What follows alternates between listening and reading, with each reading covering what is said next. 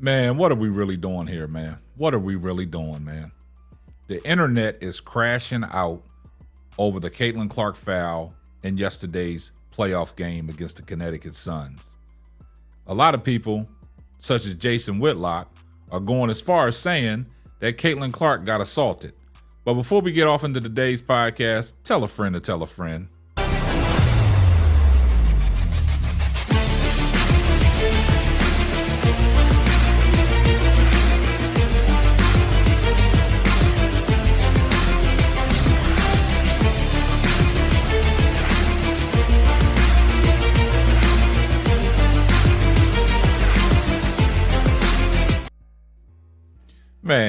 Man. When are the excuses going to stop? They are going too far. Yesterday, the Indiana Fever played in their first playoff game since 2016 against the Connecticut Suns. And they got manhandled. They got mollywopped. They got outplayed. They got out-schemed. And they got out-coached. And also, that shows that the playoffs is based on physicality, running your offensive sets, playing on both sides of the ball, not just only offense, but playing defense. And that's one thing that the Indiana Fever have struggled with is their defense. Indiana Fever can score with the best of them, but they can't stop nobody. They can't stop a nosebleed. Some of their perimeter guard play, they're cones out there. The guards on the opposite team, they get past them and get to the paint anytime they want. So yesterday in the first playoff game for the Indiana Fever and Caitlin Clark in the third quarter gets a finger to her eye, and everybody's crying wolf. Everybody is on the internet glazing it up, talking about she was assaulted, and that's the reason why that the Indiana Fever lost, and that's the reason why Caitlin Clark struggled, and that's the reason why Caitlin Clark had a bad game. Man, stop with the excuses. Please stop making all these excuses for Caitlin Clark when they don't win. Every time the Indiana Fever lose, it's always an excuse, geared toward the benefit of Caitlin Clark. It's not Caitlin Clark's fault. It's Christy Side's fault. It's Kelsey Mitchell's fault. It's Aaliyah Boston's fault. Man, we got to stop with these narratives, man. These people on the internet with these Caitlin Clark and Indiana Fever channels, y'all gonna spin any narrative that y'all want to protect Caitlin Clark at all costs. And it's ridiculous. It must stop, man. I mean, one day Jason Whitlock will say this. One day Jason Whitlock is crashing out, talking about he was wrong about Caitlin Clark and, she's not that, exciting of a basketball player. And then he goes on the record to say, she is the best women's basketball player to ever grace the floor in the WNBA. She's the Michael Jordan of the WNBA. Jason Whitlock, you got to stop, man. You crashing out for the wrong reasons. Now you going on record to say that the young lady was assaulted yesterday by Dejian Carrington. And then at first you wanted to butcher her name up like you don't know her name and stuff. That's an insult, man. But what you doing over there is you spinning your own narrative that Caitlin Clark was assaulted. Yesterday, it was about physicality, and it was just an unfortunate incident that happened, that she got poked in the eye, and it was not intentional. You got to stop this. People on the internet are just going too far and running with this narrative that Dejian Carrington did it on purpose because of all the attention that Caitlin Clark's been getting.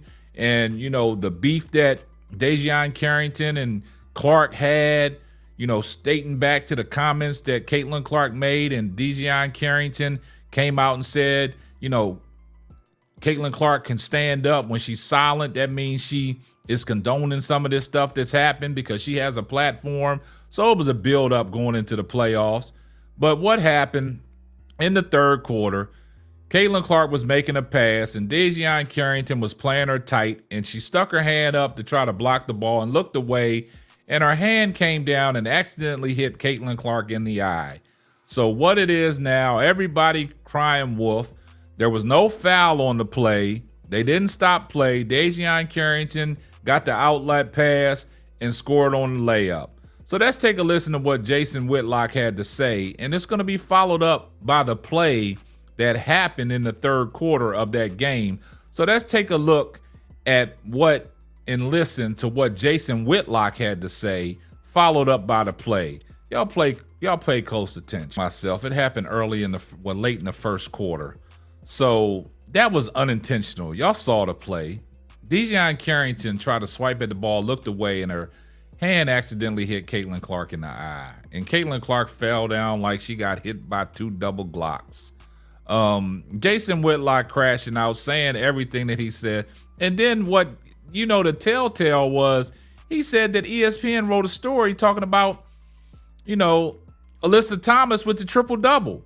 Because what happened to Caitlin Clark really wasn't a storyline. The storyline was made up from you guys, Jason Whitlock, and all these other content creators that are spinning this narrative that, Dejon Carrington purposely hit Caitlin Clark in the eye. And that was the reason why the Indiana Fever lost the game.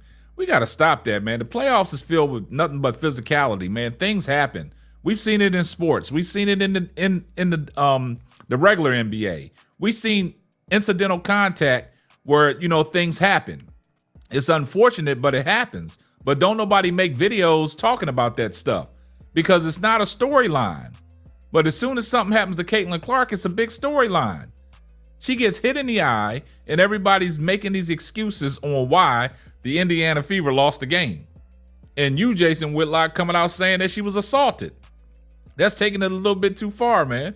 Like, these people are crashing out over the internet over one Caitlin Clark. It is ridiculous, man. When are the excuses going to stop? Y'all are going to great lengths to try to protect this person at all costs, man. Like, Dejon Carrington is a hard-nosed physical basketball player. That don't take away from what the Connecticut Suns did to Caitlin Clark. They put that physicality on her. Dejon Carrington Gardner, then they switched DeWanna Bonner on her, which DeWanna Bonner frustrated her because she put that length on her. And even Caitlin Clark said in the post-game press conference that, the length was an issue. She had good shots, but they wasn't going in because DeWanna Bonner is long. She contested her shot, and she made her pull up from deep threes. She was trying to play hero ball instead of getting the ball down into Aaliyah Boston, and that's what cost them. So, man, these excuses about, the eye was bothering her, man, she was still out there. If the eye was bothering her, Christy Sides should have took her out the game. So we got to stop with all these excuses, man. Y'all, it's getting pathetic now, man. Y'all got to stop this. This is basketball. Win or go home. You got to leave it all on the line, and that's what Connecticut did. They beat her up mentally and physically, and now that's playing in her mind right now. So y'all got to stop this, man. When are the excuses gonna stop? Y'all let me know what y'all think down in the comment section on today's podcast, and I don't even know what else to say. I'm going to leave this alone. But that's going to wrap up another episode of the Simply Ball Dropping Podcast. I'm your host and the man behind the mic, K-Sap. We're going to catch you on the next one. Deuces. And remember, on your way out the door, do me a favor. Give this video a thumbs up. And if you're not subscribed to the channel, make sure you subscribe to the channel. Tell a friend to tell a friend. Turn your post notifications on so you know every time Simply Ball drops another hot banger. And we out of here. Thanks for listening to the Simply Ball Dropping Podcast. Be sure to subscribe, like, and share on all major platforms. That's all, folks.